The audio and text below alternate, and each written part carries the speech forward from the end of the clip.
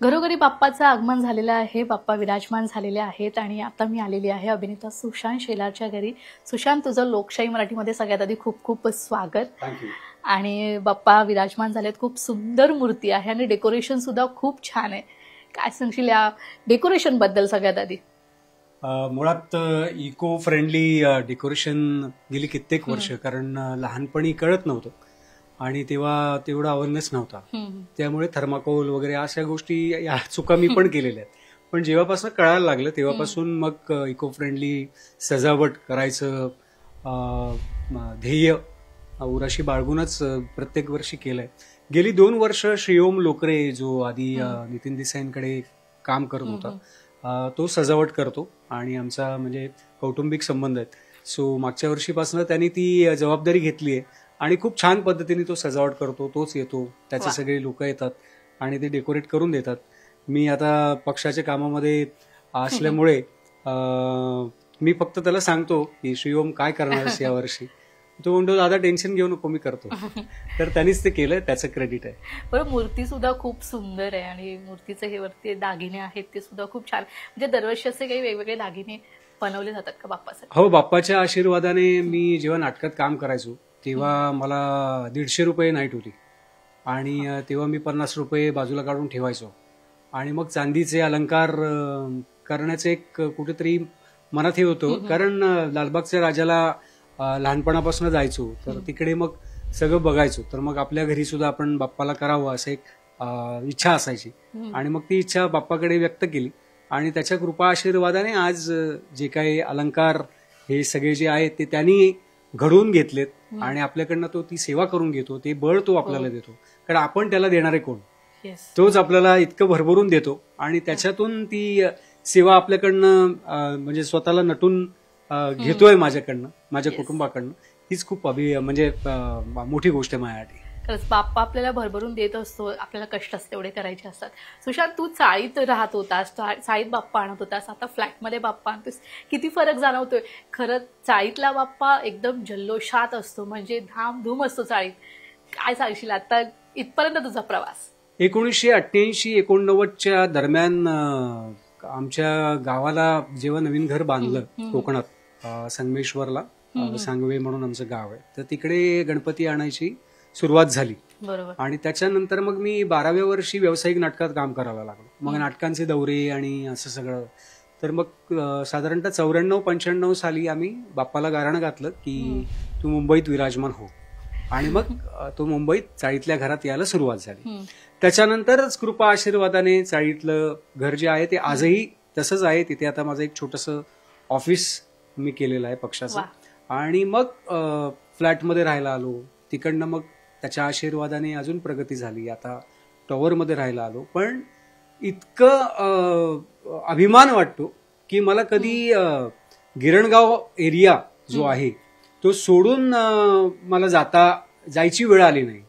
Normally असं होतं की मोठं घर जर का स्वप्न बघायचं असेल तर गोरेगाव किंवा अशा ठिकाणी जावं लागतं, वसई, विरार. पण त्याच्या कृपा आशीर्वादाने त्यांनी इतकं बळ दिलं की भले मी फ्लॅटमध्ये भाड्याच्या घराने राहत होतो, पण त्यांनी इतकं बळ दिलं की मी तेवढं काही करू शकलो, म्हणजे अफोर्ड करू शकलो. आणि त्यांनी मला गिरणगावातच ठेवलं.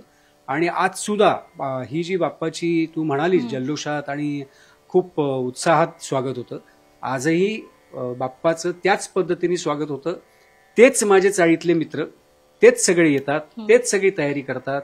म्हणजे बेंजोचा सेटअप लावण्यापासून असेल, ते रथ जो आहे बाप्पाचा तो बुक करण्यापासून असेल, ही सगळी जबाबदारी हे माझे चाळीतले मित्र आहेत. म्हणजे मनीष दळवी असेल, आमचा संदेश महाडिक असेल, प्रशांत गावकर असेल, रुपेश पालव असेल, हे सगळे जे माझे लहानपणापासूनचे मित्र आहेत हेच सगळं करतात. मी फक्त फोन करून त्यांना सांगतो की ए बाबा केलंय का, झालंय का, सगळी तयारी चाळीत, आणि तिकडनंच येतो.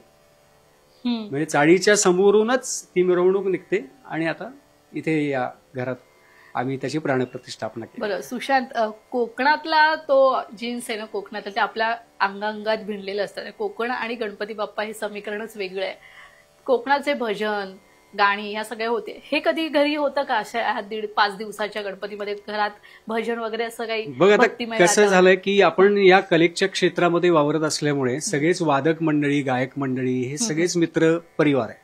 त्याच्यामुळे ते सगळेच जण येतात, वादक येतात, ते स्वतःचे इन्स्ट्रुमेंट्स घेऊन येतात आणि ते म्हणजे जेव्हा आरती होते, भजन होते, तेव्हा ते स्वतःहून सगळ्या गोष्टी करतात. त्याच्यामुळे जेवढं काही 5 दिवसात, आधी तर म्हणजे 1.5 दिवसाचाच होता बाप्पा, हो. पण आता गेली 2 वर्ष मुलीच्या हट्टामुळे, कारण ते 1.5 दिवसात कधी येतो आणि कधी कधी जातो काय कळत कळतच नाही. त्यामुळे मग बाप्पाला पुन्हा 5 दिवसाचा, कितीही दिवस आपण बसवलं तरी आपलं मन भरत नाही, पण मग 5 दिवसात थोडंसं पहिल्यापेक्षा जास्त सेवा करता येते. बरं सुशांत, बाप्पा ना आपल्या अनेक रूपामध्ये असतो. म्हणजे कधीतरी वडिलांच्या रूपात असतो, भावाच्या रूपात असतो, मित्राच्या रूपात असतो. तुझ्यासाठी बाप्पाचं कनेक्शन काय? 14 विद्या 64 कलांचा अधिपती आहे तो, आणि त्यांनी मला सगळंच दिलं आणि भरभरून दिलं. आणि मला प्रामुख्याने सांगावंसं वाटतं की बघ, प्रत्येकालाच आपल्या आवडीच्या क्षेत्रामध्ये काम करता येतं असं नाही. खूप एज्युकेटेड लोक असतात ज्यांना भले ते डॉक्टर होतात, पण त्यांची आवड कदाचित गायनाची असते, कोणाची नृत्याची असते, कोणाची चित्रकलेची असते, पण त्याच्यात त्यांना करिअर नाही करता येत. प्रोफेशन म्हणून त्यांना वेगळं काहीतरी चूज करावं लागतं. म्हणजे कोणाला बँकेत मॅनेजरची नोकरी मिळते. आज मला त्या ज्या कलेच्या क्षेत्रामध्ये मला आवड होती त्याच क्षेत्रामध्ये मला नावलौकिक मिळाला. 50-60 सिनेमे केले, 70-80 सिरियल केले असतील, 20-25 नाटकं केली असतील, वेब सिरीज आहेत, बऱ्याचशा गोष्टी आहेत. 5-6 सिनेमे त्याच्या कृपा आशीर्वादाने सुपरहिट झाले. सो हा सगळा नावलौकिक आणि हे सगळं बाप्पाकडनं मिळालं, तर तो म्हणजे तो मित्र आहे, तो माझा बाप आहे, तो माझी आई आहे, माझी बहीण आहे, माझा भाऊ आहे, सगळंच ते. खरं तर बाप्पा आपला सगळंच असतो. बरं, बाप्पाचा आवडता नैवेद्य म्हणजे मोदक. बनवण्याचा खाणार तर, बट ऑब्वियस खाणार तर आहेच, कधी बनवण्याचा प्रयत्न केलाय? मी बाप्पाला एवढी रिस्क घ्यायला देत नाही. त्याच्यामुळे आपण जे काय म्हणतात प्रयोग करायचे ते आपण स्वतःवर करूया, उगाच ते नैवेद्यावरती नको. बरं, आता बाप्पाकडे मागायचं असेल म्हणजे बाप्पाकडे आपण नतमस्तक होतच असतो, कृतज्ञता व्यक्त करतच असतो. बाप्पाकडे काय मागणी यंदा?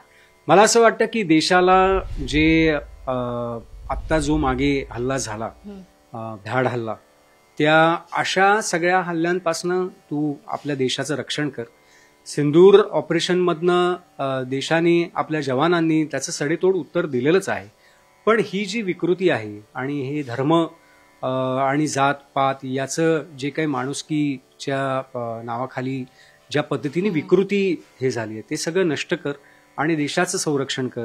माझ्या बळीराजाला, शेतकरी बांधवांना सुगीचे दिवस येऊ देत.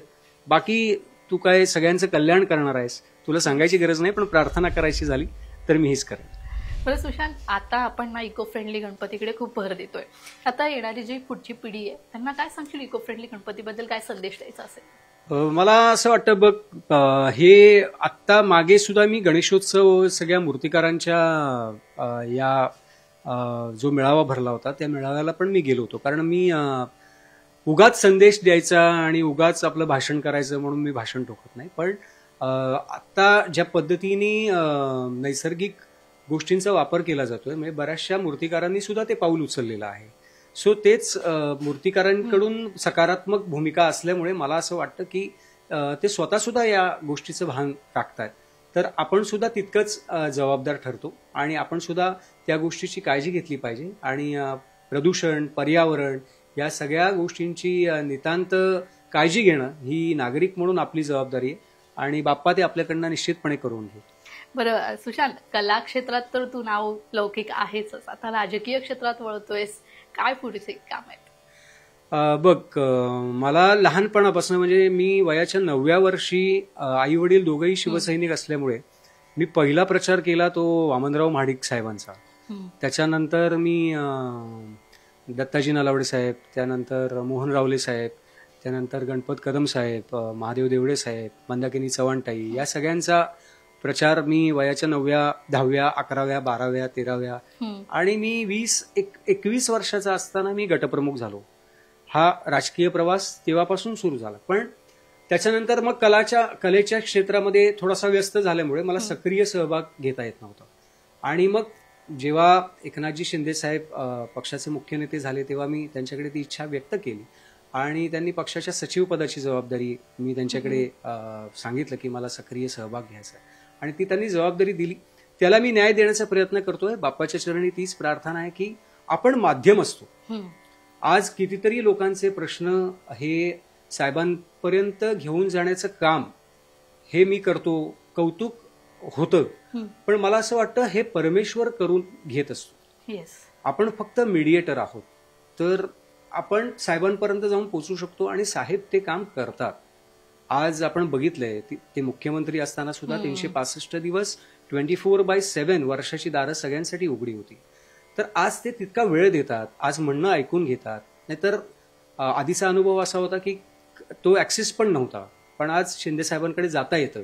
आज आपले प्रश्न मांडता येतात. मग ते कलेच्या क्षेत्रातले असतील, माझ्या बीडीडी चाळीतल्या लोकांचे असतील, माझ्या चाळीतल्या लोकांचे असतील, माझ्या एरियातल्या लोकांचे असतील. तर हे माध्यम जे बाप्पाच्या कृपा आशीर्वादाने होण्याची संधी मला मिळाली त्याचा सदुपयोग व्हावा आणि माझ्या माध्यमातून कारण तोच घडवून घेतो आणि ते माझ्या माध्यमातून घडवून घ्यायची त्याची इच्छा असेल तर आपण कोणी मोठे नाही. ते चांगलं काम त्यांनी घडवून घ्यावं हीच त्याच्या चरणी प्रार्थना. निश्चितच बाप्पा तुझ्याकडून अजूनच छान छान कामं करून गेला आणि आम्हाला ते सगळी कामं पाहायची आहेत. कला क्षेत्रातून आणि राजकीय क्षेत्रातून देखील तू आमच्याशी संवाद साधला त्यासाठी खूप खूप धन्यवाद.